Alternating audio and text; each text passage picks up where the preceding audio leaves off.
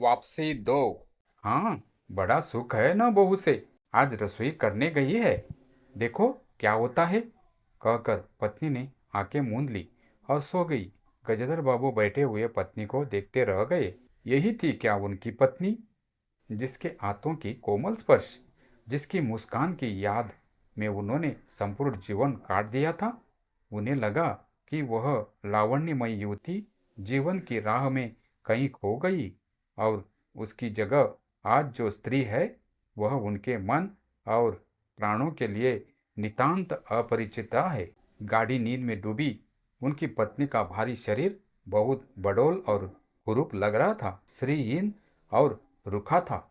गजेंद्र बाबू देर तक निस्वंग दृष्टि से पत्नी को देखते रहे और फिर लेटकर छत की ओर ताकने लगे। अंदर कुछ गिरा दिया शायद, और वह अंदर भागी। थोड़ी देर में लौट कर आई तो उनका मुंह फुला हुआ था। देखा बहू को, चौका चूल्हा छोड़ आई, बिल्ली ने दाल की पतीली गिरा दी। सभी खाने को है, अब क्या खिलाऊंगी। वह सांस लेने को रुकी और बोली, एक तरकारी और 4 पराठे बनाने में सारा डिब्बा घी उड़ेल रख दिया। जरा सा दर्द नहीं, कमाने वाला हाड़ तोड़े और यहाँ चीजें लूटे। मुझे तो मालूम था कि यह सब काम किसी के बस का नहीं है। गजेंद्र बाबू को लगा कि पत्नी कुछ और रात का भोजन बसंती के जानबूझकर ऐसा बनाया था कि कौर तक निगला न जा सके। गजेंद्र बाबू चुपचाप खाकर उठ गए, पर नरेंद्र थाली सरकाकर उठ खड़ा हुआ और बोला, मैं ऐसा खाना नहीं खा सकता। बसंती तुनक कर बोली, तो न खाओ, कौन तुम्हारी खुशामद कर रहा है। तुमसे खाना बनाने को किसने कहा था। नरेंद्र चिल्लाया। बाबूजी ने। बाबूजी को बैठे बैठे यही सोचता है। बसंती को उठाकर माँ ने नरेंद्र को मनाया और अपने हाथ से कुछ खाना बनाकर खिलाया। गजेंद्र बाबू ने बाद में पत्नी से कहा, इतनी बड़ी लड़की हो गई और उसे खाना बनाने तक का सहूर नहीं आया। अरे आता सब कुछ है, करना नहीं चाहती, पत्नी ने उत्तर दिया। अगली शाम माँ को रसोई में देख कपड़े बदलकर बसंती बाहर आई तो बैठक में गजेंद्र बाबू ने टोक दिया, कहाँ जा रही हो। पड़ोस में शीला के घर। बसंती ने कहा, कोई जरूरत नहीं है, अंदर जाकर पढ़ो। गजेंद्र बाबू ने कड़े स्वर में कहा। कुछ देर निश्चिंत खड़े रहकर बसंती अंदर चली गई। गजेंद्र बाबू शाम को रोज टहलने चले जाते थे। लौट कर आए तो पत्नी ने कहा, क्या कह दिया बसंती से, शाम से मुंह लपेटे पड़ी है, खाना भी नहीं खाया। गजेंद्र बाबू खिन्न हुए। पत्नी की बात का उन्होंने उत्तर नहीं दिया। उन्होंने मन में निश्चय कर लिया कि बसंती की शादी जल्दी ही कर देनी है। उस दिन के बाद बसंती पिता से बची बची रहने लगी। जाना हो तो पिछवाड़े से जाती। गजेंद्र बाबू ने 2-1 बार पत्नी से पूछा तो उत्तर मिला, रूठी हुई है। गजेंद्र बाबू को और रोष हुआ। लड़की के इतने मिजाज, जाने को रोक दिया तो पिता से बोलेगी नहीं। फिर उनकी पत्नी ने ही सूचना दी कि अमर अलग होने की सोच रहा है। क्यों। गजेंद्र बाबू ने चकित होकर पूछा। पत्नी ने साफ साफ उत्तर नहीं दिया। अमर और उसकी बहू की शिकायतें बहुत थी। उनका कहना था कि गजेंद्र बाबू हमेशा बैठक में ही पड़े रहते हैं, कोई आने जाने वाला हो तो कहीं बिठाने की जगह नहीं। अमर को अब भी वह छोटा सा समझते थे और मौके बेमौके टोक देते थे। बहू को काम करना पड़ता था और सास जब जब फूहड़पन पर ताने देती रहती थी। हमारे आने के पहले भी कभी ऐसी बात हुई थी। गजेंद्र बाबू ने पूछा। पत्नी ने सिर हिलाकर जताया कि नहीं, पहले अमर घर का मालिक बन रहता था, बहू को कोई रोक टोक न थी। अमर के दोस्तों का प्राय यही अड्डा जमा रहता था और अंदर से चाय नाश्ता तैयार होकर जाता था। बसंती को भी वही अच्छा लगता था। गजेंद्र बाबू ने बहुत धीरे से कहा, अमर से कहो जल्दबाजी की कोई जरूरत नहीं है। अगले दिन सुबह घूम कर लौटे तो उन्होंने पाया कि बैठक में उनकी चारपाई नहीं है। अंदर आकर पूछने वाले ही थे कि उनकी दृष्टि रसोई के अंदर बैठी पत्नी पर पड़ी। उन्होंने यह कहने को मुंह खोला ही कि बहू कहाँ है, पर कुछ याद कर चुप हो गए। पत्नी की कोठरी में झांक तो अचार, रजाइयों और कनस्तरों के मध्य अपनी चारपाई लगी पाई। गजेंद्र बाबू ने कोट उतारा और कहीं टांगने के लिए दीवार पर नजर दौड़ाई। फिर उस पर मोड़कर अलगनी के कुछ कपड़े खिसका कर एक किनारे टांग दिया। कुछ खाए बिना ही अपनी चारपाई पर लेट गए। कुछ भी हो, तन आखिरकार बूढ़ा ही था। सुबह शाम कुछ दूर टहलने अवश्य चले जाते, पर आते आते थक उठते थे। गजेंद्र बाबू को अपना बड़ा सा खुला हुआ क्वार्टर याद आ गया।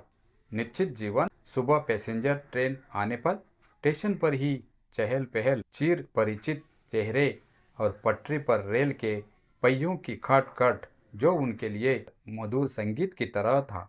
तूफान और डाकगाड़ी के इंजनों के चिंचाड़ उनकी अकेली रातों की साथी थी। सेठ रामजी मल की मिल के कुछ लोग कभी कभी पास आ बैठते। वह उनका दायरा था, वही उनके साथी। वह जीवन अब उन्हें कोई विधि सा प्रतीत हुआ। उन्हें लगा कि वह जिंदगी द्वार ठगे गए हैं। उन्होंने जो कुछ चाहा उसमें से उन्हें एक बूंद भी न मिली। लेटे हुए वह घर के अंदर से आते विविध स्वरों को सुनते रहे। बहू और सास की छोटी सी झड़प, बाल्टी पर खुले नल की आवाज, रसोई के बर्तनों की खटपट और उसी में गौरैयों का वार्तालाप। और अचानक ही उन्होंने निश्चय कर लिया कि अब घर की किसी बात में दखल न देंगे। यदि गृहस्वामी के लिए पूरे घर में एक चारपाई की जगह यही है तो यही पड़े रहेंगे। अगर कहीं और डाल दी गई तो वहां चले जाएंगे। यदि बच्चों के जीवन में उनके लिए कहीं स्थान नहीं तो अपने ही घर में परदेसी की तरह पड़े रहेंगे। और उस दिन के बाद सचमुच गजेंद्र बाबू कुछ नहीं बोले। नरेंद्र मांगने आया तो उसे बिना कारण पूछे रुपए दे दिए। बसंती काफी अंधेरा हो जाने के बाद भी पड़ोस में रही तो भी उन्होंने कुछ नहीं कहा। पर उन्हें सबसे बड़ा गम यह था कि उनकी पत्नी ने भी उनमें कुछ परिवर्तन लक्ष्य नहीं किया। वह मन ही मन कितना भार ढो रहे हैं, इससे वह अनजान बनी रही। बल्कि उन्हें पति के घर के मामले में हस्तक्षेप न करने के कारण शांति ही थी। कभी कभी वह कह भी उठती, ठीक है, आप बीच में न पड़ा कीजिए, बच्चे बड़े हो गए हैं, हमारा जो कर्तव्य था कर रहे हैं, पढ़ा रहे हैं, शादी कर देंगे। गजेंद्र बाबू ने आहत दृष्टि से पत्नी को देखा। उन्होंने अनुभव किया कि वह पत्नी वह बच्चों के लिए केवल धनोपार्जन के नियमित मात्र है। जिस व्यक्ति के अस्तित्व से पत्नी मांग में सिंदूर डालने के अधिकार है, समाज में उसकी प्रतिष्ठा है, उसके सामने वह 2 वक्त का भोजन की थाली रख देने से सारे कर्तव्यों से छुट्टी पा जाती है। वह घी और चीनी के डिब्बों में इतना रमी हुई है कि अब वही उनकी संपूर्ण दुनिया बन गई है। गजेंद्र बाबू उनके जीवन के केंद्र नहीं हो सकते। उन्हें तो अब बेटी की शादी के लिए भी उत्साह बुझ गया। किसी बात में हस्तक्षेप न करने के निश्चय के बाद भी उनका अस्तित्व उस वातावरण का एक भाग न बन सका। उनकी उपस्थिति इस घर में ऐसी असंगत लगने लगी थी जैसे सजी हुई बैठक में उनकी चारपाई थी। उनकी सारी खुशी एक गहरी उदासीनता में डूब गई। इतने सब निश्चयों के बावजूद भी गजेंद्र बाबू एक दिन बीच में दखल दे बैठे। पत्नी स्वभावानुसार नौकरी की शिकायत कर रही थी। कितना कामचोर है, बाजार की हर चीज में पैसा बनता है, खाना खाने बैठता है तो खाता ही चला जाता है। गजेंद्र बाबू को बराबर यह महसूस होता रहता था कि उनके रहन सहन और खर्च उनकी हैसियत से कहीं ज्यादा है। पत्नी की बात सुनकर लगा कि नौकर का खर्च बिल्कुल बेकार है, छोटा मोटा काम है, घर में 3 मर्द है, कोई न कोई कर ही देगा। उन्होंने उसी दिन नौकर का हिसाब कर दिया। अमर दफ्तर से आया तो नौकर को पुकारने लगा। अमर की बहू बोली, बाबूजी ने नौकर छुड़ा दिया है। क्यों? कहते हैं खर्च बहुत है। यह वार्तालाप बहुत सीधा सा था, पर जिस टोन में बहू बोली गजेंद्र बाबू को खटक गया। उस दिन भी भारी होने के कारण गजेंद्र बाबू टहलने नहीं गए थे। आलस्य में उठकर बत्ती भी नहीं जलाई। इस बात से बेखबर नरेंद्र माँ से कहने लगा, अम्मा, तुम बाबूजी से कहते क्यों नहीं? बैठे बिठाए कुछ नहीं तो नौकर ही छुड़ा दिया। अगर बाबूजी यह समझे कि मैं साइकिल पर गेहूं रख आटा पिसाने जाऊंगा तो मुझसे यह नहीं होगा। हाँ माँ, बसंती का स्वर था। मैं कॉलेज भी जाऊं और लौटकर घर में झाड़ू भी लगाऊं, यह मेरे बस की बात नहीं है। बूढ़े आदमी है, अमर गुनगुनाया। चुपचाप पड़े रहे, हर चीज में दखल क्यों देते हैं? पत्नी ने बड़े व्यंग से कहा। और कुछ नहीं सूझा तो तुम्हारी बहू को ही चौके में भेज दिया। वह गई तो 15 दिन का राशन 5 दिन में बना कर रख दिया। बहू कुछ कहे इससे पहले वह चौके में घुस गई। कुछ देर में अपनी कोठरी में आई और बिजली जलाई तो गजाधर बाबू को लेटे देख बड़ी सिटपिटाई। गजाधर बाबू की मुख मुद्रा से वह उनके भावों का अनुमान न लगा सकी। वह चुप आंखें बंद किए लेटे रहे। गजाधर बाबू चिट्ठी हाथ में लिए अंदर आए और पत्नी को पुकारा। वह भीगे हाथ लिए निकली और आंचल से पोंछती हुई पास आ खड़ी हुई। गजाधर बाबू ने बिना किसी भूमिका के कहा, मुझे सेठ रामजी मल की चीनी मिली। मैं नौकरी मिल गई है। खाली बैठे रहने से तो 4 पैसे घर में आए वही अच्छा है। उन्होंने तो पहले ही कहा था, मैंने मना कर दिया था। फिर कुछ रुक कर बुझी हुई आग में एक चिंगारी चमक उठे। उन्होंने धीमे स्वर में कहा, मैंने सोचा था बरसों तुम सबसे अलग रहने के बाद अवकाश पाकर परिवार के साथ रहूंगा।